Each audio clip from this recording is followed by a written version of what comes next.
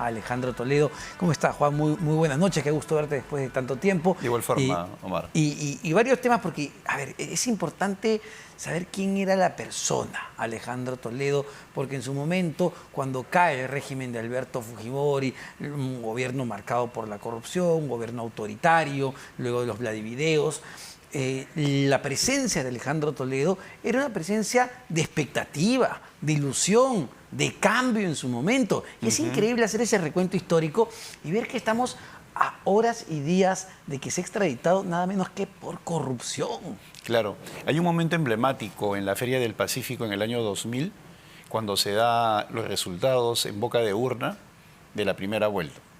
Y Claro. Alejandro Toledo aparece en primer lugar con 6 o 7 puntos por encima de Alberto Fujimori. Y yo recuerdo, entre otras personas, entre otras periodistas, a Claudia Cisneros gritando como si fuera gol. ¡Ah! ¿No? O sea, y toda la feria, todos los periodistas, ¿no? ¿Y por qué? Porque Alejandro Toledo representaba un retorno a la democracia, luego de los 10 años que se vivió con Alberto Fujimori, y generó una serie de expectativas muy positivas. Yo he señalado que el gran partido de masas de inicios del siglo XXI ha sido Perú Posible, y un gran generador de cuadros, a tal punto que hasta ahora en el gobierno, en el de Castillo y en todos los anteriores, ha habido ex militantes de Perú Posible como protagonistas. Y hoy los tenemos en alcaldías, en ministerios, en diversos lugares, como asesores, en el Congreso. Tú fundaste Perú Posible de la mano con Alejandro Toledo. No, yo llegué después. Yo pertenecía al Foro Democrático y recuerdo que con Hugo Garavito y Paco Miro Quesada decidimos invitarlo a Alejandro Toledo a que se incorporara al Foro Democrático. El Foro Democrático, solo para hacer recordar histórico, era un movimiento que se oponía directamente uno de a los la movimientos dictadura de más interesantes que ha habido en los últimos 30 años, porque congregaba artistas, periodistas, políticos, empresarios de todas las orientaciones políticas que querían recuperar la democracia, cosa que no se ha visto luego en ningún movimiento de esa índole, y que con mucha buena voluntad y un afán demócrata empezaron a invitar a miembros de todos los partidos para enfrentar sobre todo la reelección de Alberto Fujimori, que vendría a ser la tercera. Así es, y ustedes convocan a Alejandro Toledo. Y en una de esas vamos a buscarlo a Alejandro Toledo. Coincidía con la llegada de Elian Karp, que dicho sea de paso merece un capítulo aparte, su llegada, que generó todo un revuelo. Y más bien Alejandro me convence a mí, junto con Hugo Garavito, para formar parte de lo que era Perú Posible en esos instantes, ¿no? Y recuerdo que me incorporo, luego me encuentro en uno de los mítines con Nicolás Lynch, que también estaba tentado, pero nunca milita. Quiero graficar con eso que había mucha gente de todas las vertientes políticas, ¿no? Claro, pero en ese primer momento, acercamiento a Toledo, ¿notaste ciertas particularidades, cosas que te llamaran la atención de su personalidad, de su forma de ser? La verdad que no, porque yo no pertenecía al cogollo, si bien es cierto me invita. Yo siempre me he desenvuelto en el ámbito político. De frente irrumpí en la comisión política, no había llegado ni siquiera Carlos Ferrero, había mucha gente de buena voluntad, pero con muy poca experiencia política, con decirte que el principal referente mediático era Lucho Solari, y Lucho Solari era un destacadísimo médico, pero sin experiencia política, y hombre de mucha confianza de Alejandro Toledo en esa época. Luego, hacia fines del año 98, empieza a coquetear con Carlos Ferrero, y yo creo que el ingreso de Carlos Ferrero en el 99 genera un antes y después en Perú Posible en términos políticos. Ya incorporó el análisis político a la campaña.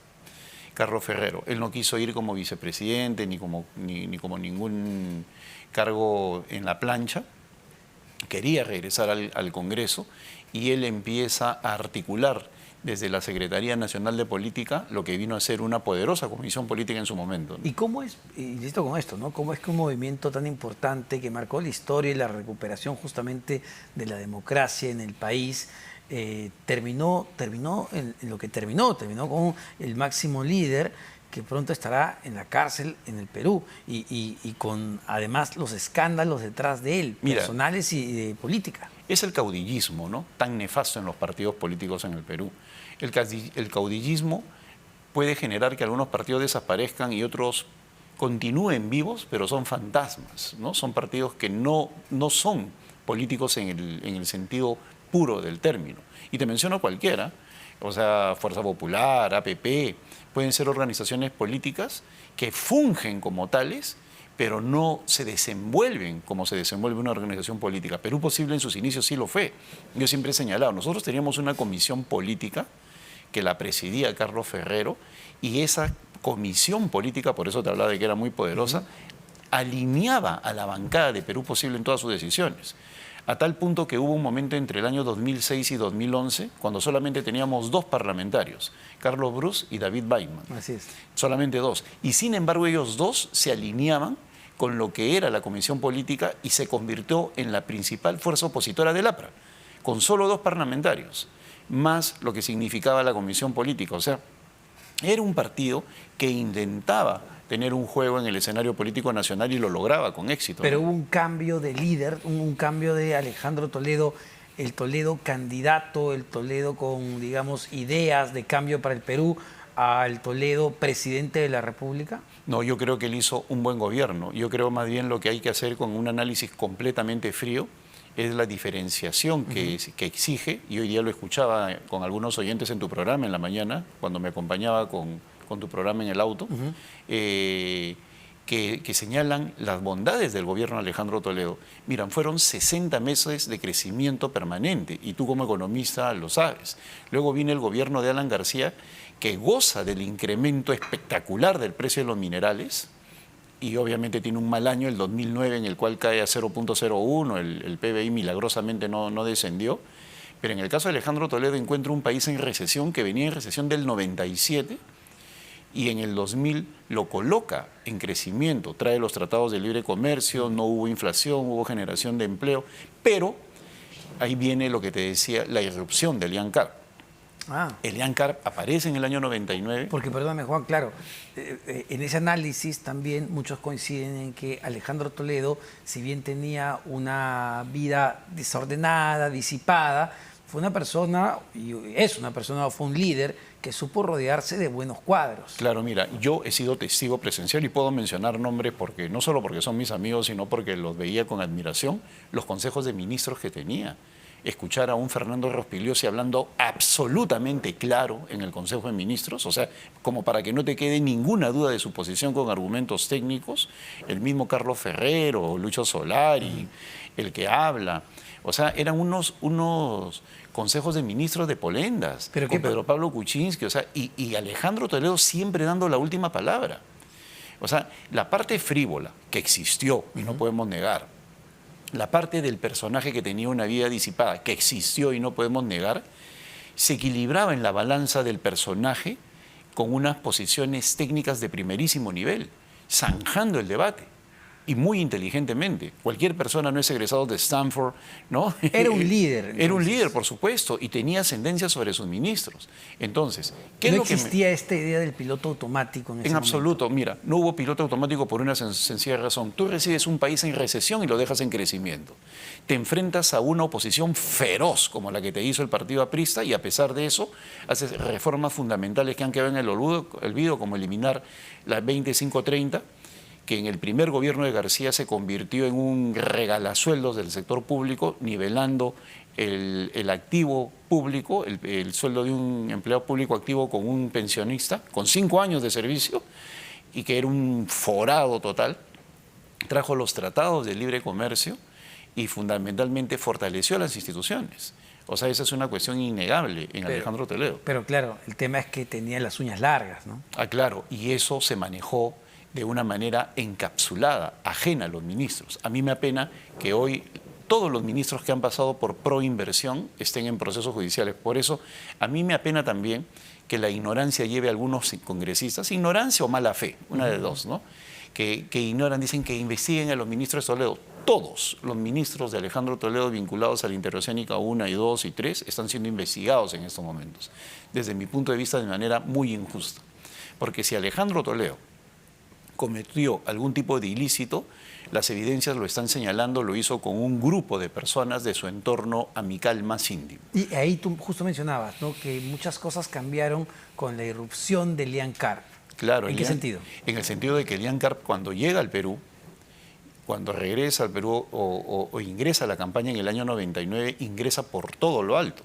No solamente era guapísima, sino que tenía una serie de atributos que generaron una conmoción, ¿no?, en la sociedad peruana. Dominaba el quechua, dominaba varios idiomas, tenía una exitosa trayectoria bancaria, era una mujer de finanzas y, por otro lado, había vivido muchos años en el Cusco e incorporó en el mensaje de la campaña todo el tema de la cosmovisión del incanato, ¿no? La chacana, todo ese tipo de cosas. No, también dividía mucho. Pero yo estoy hablando de la época de campaña. En la época de campaña fue un activo. Luego, claro, cuando empieza ya el gobierno, ahí empieza, creo yo, el surgimiento de una personalidad distinta a partir de los ataques que recibía Toledo. Por eso te decía hace un instante, la oposición que recibió Toledo, y eso hay que analizarlo también con absoluta frialdad, fue furibunda. Yo, con objetividad total, no he visto una oposición como la que le hicieron a Alejandro Toledo en ninguno de los gobiernos de este siglo. Ni siquiera, y Juan, tú fuiste parte de ese congreso, ni siquiera la mayoría fujimorista sobre Pedro Pablo Kuczynski. Ni siquiera en ese instante, porque lo de Toledo fue desde el primer día y era en todos los medios y tenías un APRA en pie de guerra y los gobernadores regionales en pie de guerra. Sobre ese tema de la descentralización, si quieres me invitas en otra oportunidad, porque tengo un montón de anécdotas detrás de cámara, cómo Alejandro Toledo quería suspender el proceso de regionalización y cómo el APRA lo forzó a hacerlo. ¿No? Entonces, cuando yo veo a los personeros apristas en RPP, en todas partes, no, que el Toledo y la... No, por favor, si ellos exigieron que se hiciera la descentralización cuanto antes, a pesar de que Alejandro Toledo les pidió que no lo hicieran, y yo estuve en esa reunión, y sé quiénes estuvieron en esa reunión, así que lo voy a decir sin ningún tipo de remedio. Pero volviendo a la persona, entonces, ¿crees que llega Elian Carr, fue un activo durante la campaña, pero ya en el gobierno, qué pasó ahí? Porque de lo que conocemos, la información que tiene la Fiscalía, es que no solo Elian, la propia suegra está metida en todos estos temas. Por eso, Elian, yo hablo ahí, y con todo respeto por la comunidad judía, porque tengo muchos amigos en la comunidad judía, hubo un entorno de Elian, o no sé cómo llegaron a ser amigos íntimos de Alejandro Toledo, Adam Pollack, Joseph Maiman, Avidanón, Elian Carr. Era un grupo de personas que se manejaba de manera muy distinta a lo que es el Consejo de Ministros. Eso es interesante, ¿no? Porque claro, se podría decir que ese entorno de la comunidad judía, evidentemente muy cercano a Elian Carr, era una especie de gabinete en la sombra, de asesores en la sombra. No, yo diría de que eran personas que buscaban una oportunidad de negocio. Y en ese caso específico, Joseph Maiman, que ya venía de gobiernos anteriores. Él tenía amistad con Fujimori, con Alan García, o sea, no es alguien que es nuevo en materia de gestión pública cuando llega donde Alejandro Toledo, y con intereses claros, ¿no? Entonces, allí hay una persona clave, y mirándolo con completa objetividad. Luego surgen otras personas, Avidanón, que es recomendado de Joseph Maiman, y dicho sea de paso, hay una persona que yo estimo mucho, al general Arias Graziani, que era consejero presidencial, uno de los hombres fuertes de la Revolución Peruana, el general de la Fuerza Aérea Arias Graziani, que se enfrentaba permanentemente a Avidanón. O sea, había enfrentamientos internos, pero no se podía con ese cogollo, que luego, recién a partir del 2010, a raíz de que surge el escándalo en los Estados Unidos de Odebrecht, se llega a saber el papel que juega, ¿no? Y que juegan en materia de este tipo de sobornos y cosas por el estilo. ¿Tú hoy por hoy, Juan, todavía te consideras amigo de Alejandro Toledo? Yo lo aprecio mucho y estoy agradecido con él, y la verdad es que en lo que a mí respecta, y esto lo digo con sencillez, pero con mucha firmeza, no voy a ser partícipe de ningún ensañamiento con Alejandro Toledo. Estoy viendo de que hay gente que le encanta patear cadáveres, ¿no? O gente que tenía una lealtad con él y ahora ya no la tiene. Yo no me voy a subir a ese cargamontón contra Alejandro Toledo. Que venga a enfrentar la justicia, por supuesto. Que mañana vaya donde el juez Higson, lo que era el juez Higson, y se ponga derecho, por supuesto. Que las autoridades peruanas lo traigan, por supuesto. Que diga todo lo que tenga que decir para colaborar con que se sepa la verdad totalmente, por supuesto. Pero ensañamientos, cortinas de humo, ponerlo a adorar como si fuera un pollo a la brasa en medio de la plaza pública para que sea circo, eso, al menos de mi parte, no voy a estar en ese juego. ¿Y en todo este proceso aún mantienes o has mantenido contacto con él? No, en absoluto. Eso sí se cortó en el año 2014. En el año 2014 yo iba a ser candidato a la alcaldía de Lima, y él tuvo una actitud que para mí fue una actitud infeliz desde el punto de vista político, cuando, a pesar de que yo ya había sido elegido por Perú Posible y me estrenaba con 5% en las encuestas de aceptación, él decide apoyar a Susana Villarán en su reelección. Ahora sabemos por qué. Susana Villarán, él dijo en esa oportunidad, ha mandado unos delegados a Estados Unidos a convencerlo de que teníamos que apoyarla. ¿Quiénes serán esos delegados? No lo sé. Pero eso fue lo que señaló delante de toda la dirigencia de Perú Posible. Y la dirigencia obviamente cambió de opinión, entonces dije, yo me marcho. Eso, junto con lo de Coteva, originaron mi salida en el 2014 de Perú Posible. Ahora, hay un sector político, lo mencionabas de manera tangencial, que efectivamente dice, uy, ya va a venir Toledo, va a contarlo todo, las cabezas van a rodar, por eso la gente tiembla. Tú, que has sido parte de ese gobierno, ¿crees que hay personas, exministros, políticos, dirigentes, que realmente estén preocupados por la llegada de Toledo al Perú? Yo creo que ya se investigó todo, no creo que haya nadie con ese temple de gelatina. En todo caso, si son parlamentarios los que lo dicen, que abran de nuevo una comisión de investigación, pues en lugar de estar hablando para el Twitter, ¿no? Que tengan el temple político y abran una nueva comisión de investigación, que lo podrían hacer.